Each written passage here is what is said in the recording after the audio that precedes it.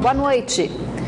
Uma carreta que transportava placas de MDF tombou esta manhã na alça de passagem de nível da Avenida Humberto Calderaro e parte da carga do veículo acabou atingindo um ônibus do transporte coletivo e um veículo de passeio. 4 pessoas ficaram feridas. O acidente foi por volta das 8h45 da manhã e deixou o trânsito carregado durante boa parte do dia. Tivemos aqui uma retenção muito grande, ela chegou pela Efigênio Salles até a Rotatória das Letras e pela Humberto Calderaro até a André Araújo. Nós tivemos que interditar a Humberto lá na André Araújo, tivemos que interditar também a Estênio Neves e o acesso lateral do Humberto Calderaro, que é o posto AXEM. A carreta seguia pela Avenida Efigênio Salles e fez essa conversão à direita aqui para a alça de acesso à Avenida Humberto Calderaro Filho, bem ao lado da passagem de nível. Foi durante essa manobra que essa parte de trás da carreta, a parte do container, que vem carregada de placas de MDF, tombou e parte da carga caiu aqui na parte de baixo da Avenida Humberto Calderaro Filho, atingindo um ônibus do transporte coletivo e também um veículo de passeio.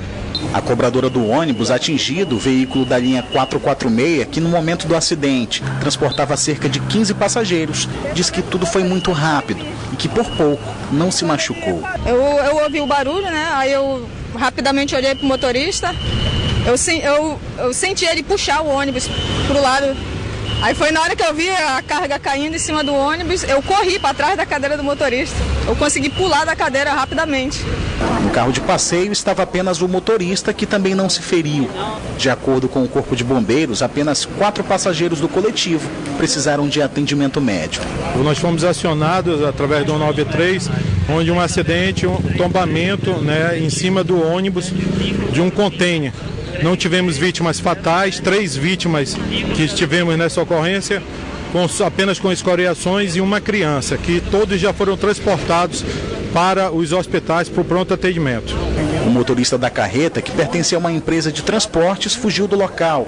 No ano passado, outro acidente parecido deixou o motorista de uma carreta com ferimentos leves depois que o veículo tombou na pista. Em outro acidente envolvendo 2 caminhões na manhã de hoje na Avenida Torquato Tapajós, na zona norte da capital, um homem de 30 anos ficou preso nas ferragens. A vítima dirigiu o caminhão que atingiu a traseira de outra carreta. O motorista foi resgatado pelo Corpo de Bombeiros e encaminhado consciente para o Hospital e Pronto-Socorro João Lúcio. Cerca de 300 indígenas fizeram um protesto esta manhã aqui na capital. Eles caminharam da Avenida Airão, na área central da cidade, até a sede do Ministério da Saúde, que fica na Avenida Djalma Batista. A intenção foi chamar a atenção da sociedade para uma decisão do governo federal que afeta a saúde indígena. Neto Cavalcante. A manifestação dos indígenas aqui em Manaus atende a uma reivindicatória nacional que, segundo os indígenas, eles pedem a revogação de uma portaria que, segundo eles, tirou a autonomia dos distritos especiais de saúde indígena em todo o país. Converso agora com a Nara Barela, coordenadora executiva da COIAB. A COIAB também está à frente desse movimento aqui em Manaus. E o que vocês pretendem, estão ocupando nesse momento aqui o sede do Ministério da Saúde aqui em Manaus, né, Nara? Sim, boa tarde a todos. É bom também enfatizar que a ocupação é uma ocupação pacífica pelas lideranças daqui da área de abrangência do DC Manaus, onde nós estamos aqui pedindo pela revogação das 2 portarias que o ministro da Saúde colocou. Uma que é 1907 e agora a 2141. E além da prorrogação dessas 2 portarias, também pela continuidade dos convênios daqui da saúde indígena, pela continuidade dos convênios. Como é que vocês se sentem prejudicados através dessa portaria que foi editada pelo governo federal? Então, essa portaria, ela tira totalmente a autonomia dos distritos sanitários e isso é muito ruim porque a gente sabe da dificuldade que se tem de fazer, de fato, os atendimentos de saúde básica nas nossas aldeias, nas nossas comunidades indígenas, da permanência da equipe multidisciplinar para fazer todo esse trabalho.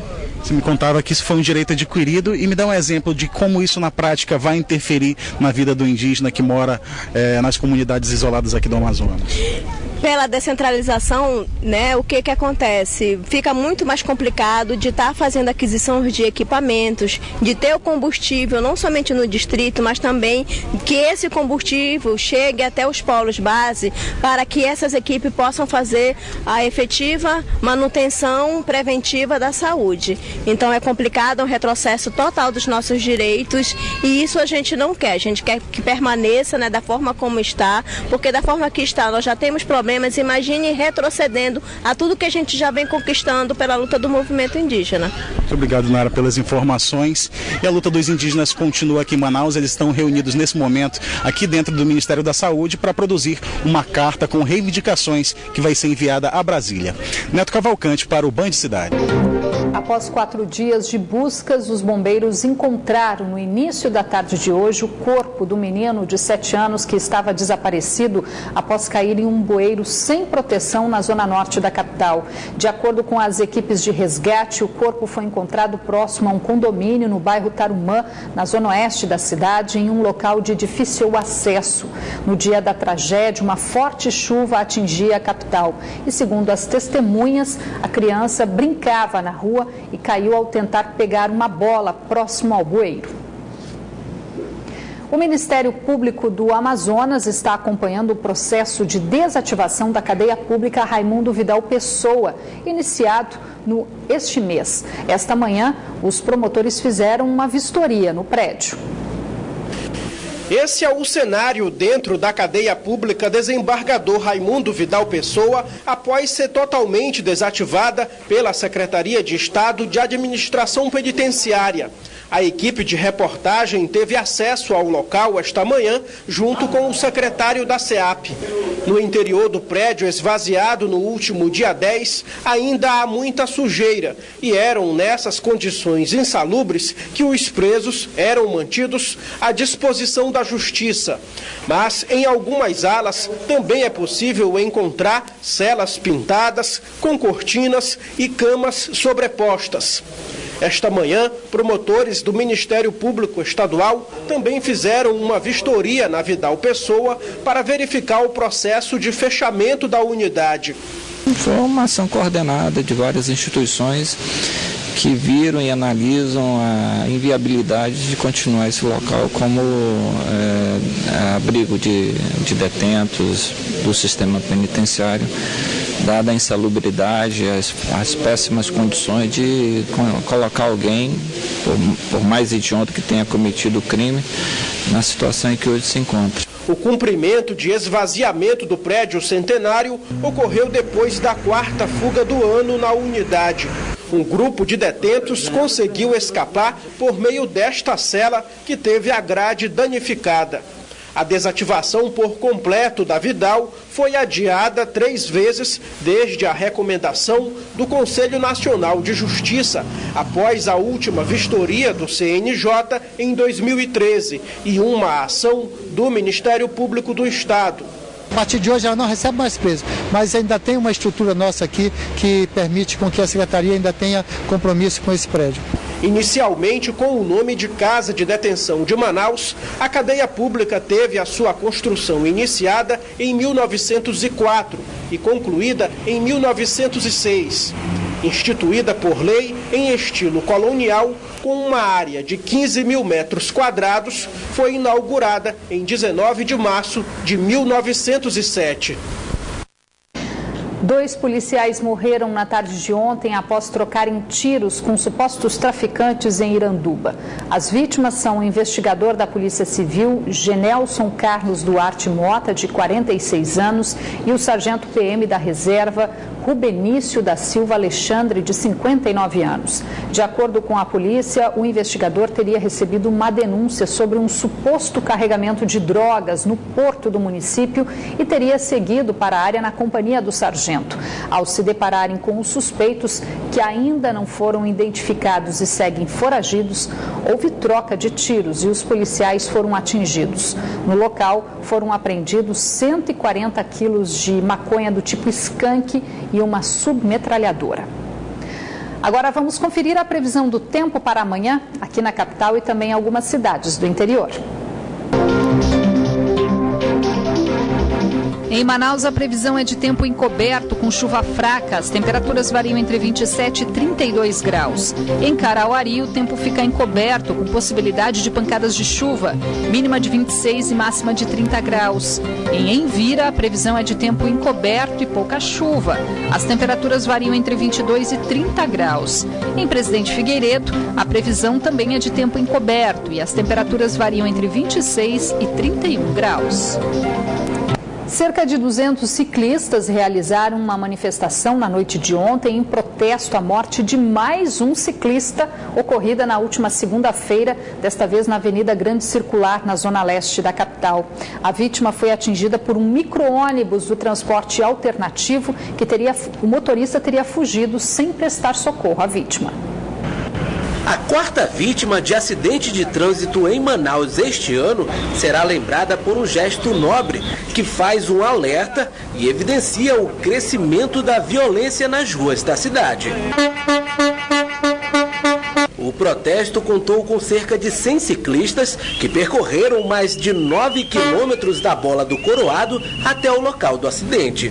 Os ciclistas percorreram a Avenida Cosme Ferreira e parte da Avenida Grande Circular, onde na última segunda-feira o ciclista Willisson Alves dos Santos, de 27 anos, foi mais uma vítima fatal do trânsito. Como vocês receberam essa notícia tão triste? Cara, primeiro com tristeza, é uma vida, né? Eu acho que nenhuma vida deve ser levada. A outra com revolta, porque é a quarta morte este ano e a gente não vê nenhuma iniciativa do poder público para minimizar ou evitar essas mortes, né? A gente não tem infraestrutura para bicicleta, a gente não tem fiscalização. Foi aqui nesse ponto da Avenida Grande Circular que o ciclista Willisson Alves dos Santos, de 27 anos, morreu do acidente de trânsito. Ele voltava do trabalho para casa quando foi atingido por um micro-ônibus. Ele morreu na hora. Segundo testemunhas, o motorista do veículo deixou o local sem prestar socorro. Para nós ciclistas não se trata de acidente, tá? É homicídio, é assassinato. É imprudência de um motorista que não respeitou o Código de Trânsito, né? Não respeitou a distância de 1,5 metro e infelizmente ceifou a vida de um rapaz de 27 anos que estava voltando para casa. Já são 4 somente esse ano, de 2013 para cá são 14 e infelizmente as autoridades não fazem nada. Nós não vemos políticas públicas voltadas a ciclomobilidade.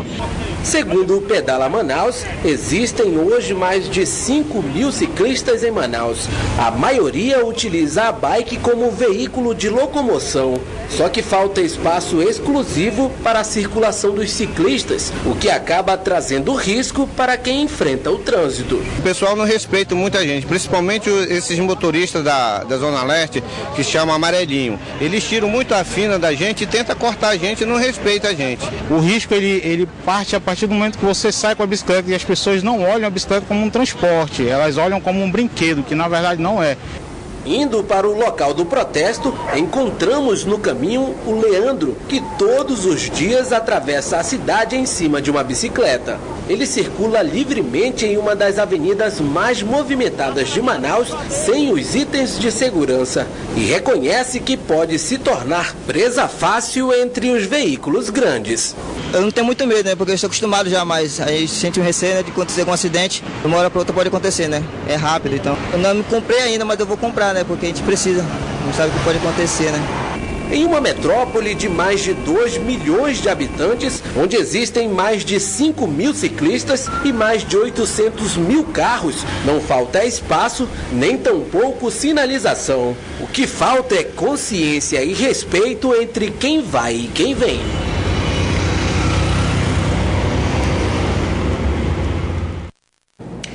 Eleições 2016, os candidatos à Prefeitura de Manaus, Arthur Neto e Marcelo Ramos, participaram na noite de ontem do penúltimo debate antes do pleito promovido pela TV em Tempo, afiliada do SBT. Durante 1h30, o debate permitiu aos dois candidatos mais foco na defesa de propostas e soluções para a capital e menos ofensas pessoais. Na primeira parte, as perguntas com temas livres foram formuladas por eleitores indecisos, que participaram ao vivo no estúdio e destacaram temas como cultura, segurança e esporte. Os candidatos também tiveram espaço para fazer perguntas entre si, mas com temas determinados pela produção, e depois responderam a perguntas elaboradas por jornalistas convidados. E os questionamentos abordaram temas como educação, turismo e meio ambiente. O debate também abriu espaço para a participação de internautas que enviaram as sugestões pelas mídias sociais. A maior dificuldade foi a omissão dos órgãos de controle diante do descarado uso da máquina pública a favor de uma candidatura. Mas quando o povo se engraça com alguma coisa, quando o povo decide, não tem dinheiro, não tem ameaça, não tem manipulação que seja mais forte do que o desejo que o povo manauara tem hoje no seu coração de uma mudança segura e transformadora. E a gente tem um plano de governo que é muito móvel, a gente vai andando com ele, vai caminhando com ele, a gente se adapta à verdade orçamentária. A minha Manaus cabe no meu orçamento. Eu não fico inventando moda, eu não quero voto por voto, eu não quero iludir ninguém, eu não quero laquear a boa-fé de ninguém. Eu quero falar a verdade, meus cabelos brancos me dizem para ser assim, e meu coração me pede sempre muita sinceridade para com a cidade que eu amo demais. A Justiça Eleitoral realiza os últimos preparativos para a votação no segundo turno das eleições municipais que acontece no próximo domingo. Tiago Gonçalves tem as informações. O Tribunal Regional Eleitoral do Amazonas faz os últimos ajustes para a realização do segundo turno com os candidatos à Prefeitura de Manaus. Quem vai dar os detalhes é o secretário de Tecnologia da Informação do TRE, Rodrigo Camelo. Então, secretário, a votação acontece no próximo domingo. O que está sendo feito agora com as urnas eletrônicas? Bem, nesse momento a gente está preparando, nós estamos realizando a transição do software do primeiro turno para o segundo turno, que consiste basicamente em informar os dois candidatos, então, que receberão a votação nesse domingo.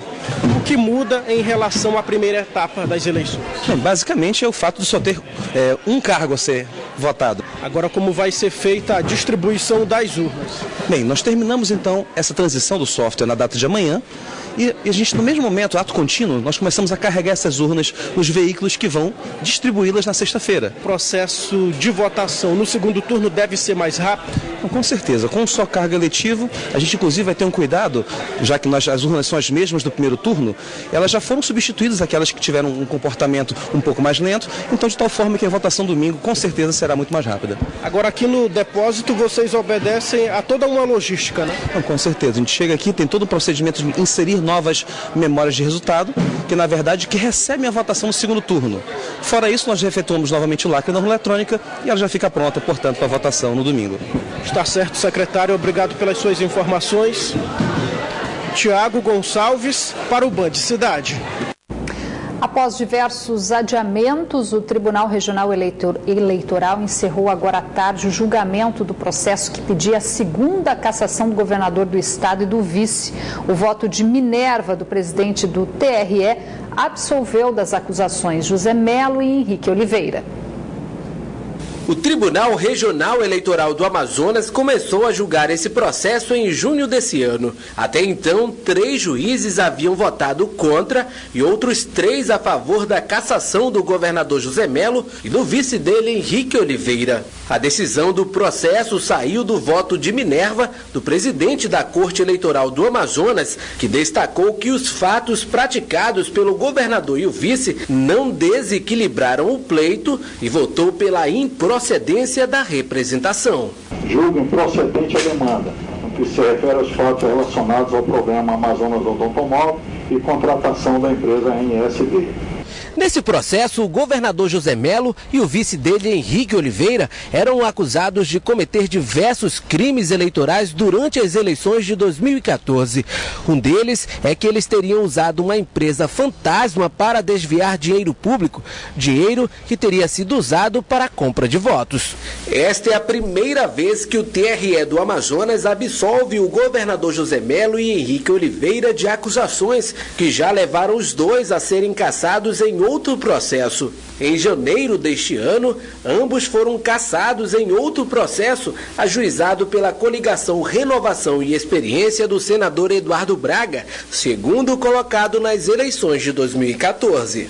Me parece que o tribunal deu um recado claro que não vai confundir celeridade processual com pressa, porque dedicou a esse processo todo o tempo necessário para julgar um feito com 8 acusações muito complexo, né, e que merecia realmente toda essa atenção. atenção. Os fatos aqui que foram definidos, já foram definidos que houve desvio de dinheiro, foi definido que houve compra de voto, mas o tribunal entendeu que porque o dinheiro que foi desviado para comprar voto não foi muito, isso não autorizaria a cassação.